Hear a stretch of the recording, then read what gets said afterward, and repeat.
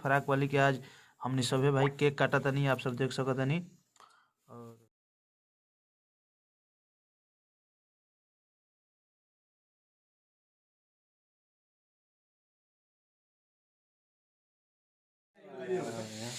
और नमस्कार, प्रणाम।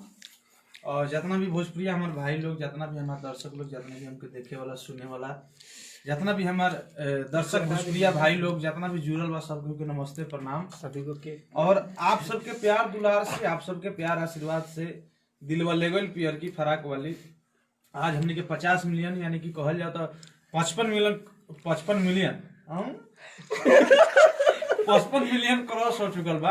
और ये सब आप सबके प्यार दुलार आशीर्वाद बाटे कि आप सब गाना के इतना बड़ गाना बने, इतना प्यार आशीर्वाद बनिए गाना के, अपना प्यार दी लोगन की फिर हमने के जल्दी 100 मिलियन के राइटर थारू पियर की फराक वाला 100 मिलियन के केक जरूर बहुत जल्दी काटी समझे नहीं। बिल्कुल।